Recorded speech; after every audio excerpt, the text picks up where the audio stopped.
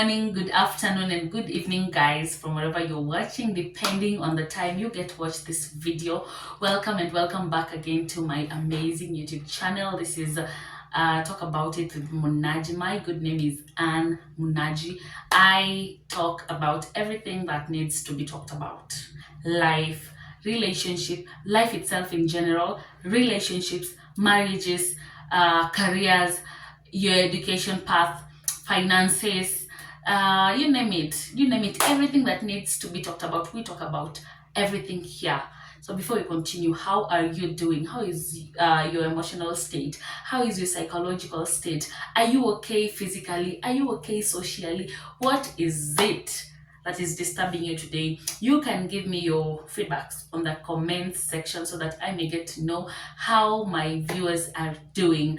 And before we continue, have you subscribed to my YouTube channel? Take me to 1500 subscribers. It only takes few seconds for you to subscribe, and this video requires you to give it a like, give it a thumbs up. It requires you to share with your friends, share with your families, share with everyone that needs to listen to some wisdom today. So the last time I promised you guys a part 2 of how to get unstuck, how to get yourself unstuck in life. Remember, we had talked about what feeling unstuck does to your body, does to your mind, and all that. So today we want to talk about how to get yourself unstuck, in life. I want you to remember very well that we mentioned, or we agreed that getting stuck can be because of many things that revolve around life itself. It may be because of your career, maybe your job, maybe your relationship, maybe your family, your siblings, all types of relationships that you have. When I talk of relationships, I just don't mean their romantic relationships. So all these things may cause you to feel unstuck. So how do you get yourself unstuck in life? Because that is not a good place to be. It affects us negatively, and we all want to know how to get unstuck. So how do we get unstuck? And the number one point is self-awareness, becoming aware of yourself. That is a very good starting point in awareness. Examining how your unconscious contributes to you feeling stuck is very, very important. Remember, if you are aware of what is causing you to feel stuck in life, maybe the negative thought patterns, maybe your cognitive pattern, the way it works, maybe your behavior, whatever that's making you feel unstuck. If you are able to become aware of that specific thing, then you are at one step to getting unstuck in life. Because remember, you are able to seek help if you are aware of the exact thing that is happening to your life. You are able to start changing on some particular patterns if you are aware of the exact thing that is making you feel stuck in life. So what are you supposed to do? You can seek help from a therapist or a psychologist. You can seek help from the person next to you. You know, just talking. It's okay for you to just talk and seek help. If some people cannot afford therapists, but here in Kenya, especially at Kenyatta National Hospital, at Sitam Valley Road, we have free counseling sessions. So if you are able to seek therapist help because you don't have money, you can go for those free sessions. If you can talk to someone and get some help from that particular person, then you are at one step of getting yourself unstuck, because you are aware. You are aware, and that is very, very important. So the number two thing is taking responsibility. Very, very important for you to acknowledge and take responsibility. It is natural to fall into blames. It is very, very natural for us as humans to fall into blames from time to time, and sometimes blaming others for things that are happening or are not happening to us. We tend to blame others first or often for things that haven't gone well in our way, and this may lead you to feel like you've given up. You've given up in life, you've given up in whatever situation that is affecting you. You have given up on how to control your life and your own choices. Yeah, I hope we are together. I hope I'm not talking too fast. If I'm talking too fast, please tell me so that the next video I may walk with you slowly, slowly, slowly, slowly. Yeah, so taking responsibility is very, very important. You can take an honest or sincere inventory and find ways to practice forgiveness both for yourself and others. So we have said becoming aware, then taking responsibility. Another one is detaching yourself from unrealistic expectations. Expectations kills dreams. They kill dreams because sometimes you expect too much from people, from situations, from things. Then what happens if you get less of what you have been expecting? It's bad, right? It's bad. We are saying that if you have a tendency towards perfectionism, imposter syndrome, fear of failure, now you may want or you may need to think of how this is getting in your way, you as a person. They may actually affect you because now how can you move forward if you have failure, if you have fear of failure?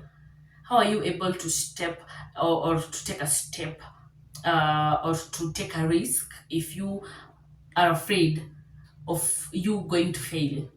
If you understand what I'm saying. So you may have to think of how all this is getting in your way, how all this is making you stuck. Yes, and please, as you detach from unrealistic expectations, I want you to start reminding yourself of the realistic and manageable expectations. If you cannot do this alone, then please seek help from a therapist. Let a therapist help you work through with this. I hope that is very, very clear. So another one is choosing yourself. Self-love is very, very important. How many of you love yourselves? How many of you have done things to yourself that made you feel like, I love myself? Have you been in a situation where you feel like you have been practicing self-love? If you've not, then this is the perfect time for you to practice self-love. Invest in yourself. Please practice self-love by investing in yourself. Do not be your worst critic. The world is also here out here to criticize you, and the world doesn't have mercy on you. Imagine you coming here to criticize yourself over and over and over again. You have to be your best cheerleader. It is okay to criticize yourself because you want to go a step ahead and correct what you've done wrong in the past, but you don't have to be your worst self-critic. That is not a step to self-love. So you have to be your best cheerleader, and you have to practice self-compassion. You have to be very, very compassionate. The way you are compassionate to others, it has to start with you for it to go out to others. So be compassionate to yourself, and the energy and the motivation that comes your way, ensure that it is very, very positive. It has to be positive. It has to be correct. It has to feel right. So on choosing yourself, you have to be your best cheerleader. Do not be your worst critic. Think positively about yourself. Speak good things about yourself. Remember, we have detached ourselves from unrealistic expectations. Now we have to love ourselves, and we have to do this by practicing over and over again. Is that clear? The other one is creating a vision. Having a vision plan for yourself is very, very important because it now guides you. It gives you a timeline of how things should be done, what you want to see yourself at this particular time. So Creating a vision is very, very important. You can also write, I'm creating a vision, you can write your own personal manifesto and have your own vision board. Very, very important. This may help you establish a professional, this may also help you establish professional goals and set an action plan with measurable steps. If you have it written down, then it's very, very easy for you to understand where you're supposed to be this particular time. This is what I'm supposed to do at this particular place. This is what I'm supposed to aim at this particular level of my life. Yeah, visualizing what success means is very, very important. If you have a clear understanding of what success is, and if you can visualize it, if you can live with that intention of, I want to be successful, it's part of vision, it's part of you wanting to see what's ahead, and that's not a bad thing, it's a very, very good thing. It gives you the positivity of life. Yeah, it gives you the positivity of life. Imagine I am sitting here right now talking to you about vision, because I'll go back to my place and just take a moment and visualize about my future. What happens when I do that? I smile because I know good things are coming my way. I know hapo mbele kuko sawa, It's one step to feeling unstuck, because now you give yourself hope, you give yourself positive response. Your mind starts now transforming uh, from the negative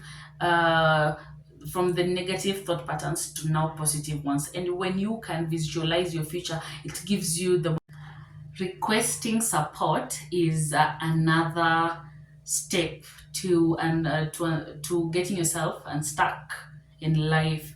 If It's a very important aspect of your well-being as a person. If you're not supposed to be ashamed or feel afraid or scared of asking for the support you need or deserve. Remember, there is no situation that doesn't have a solution, and you can only get the solution if you are able to speak, if you are able to open up.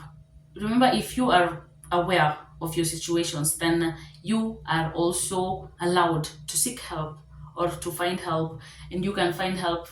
We have talked about that, from therapist, from the person next to you that you feel they are in a position to give you help.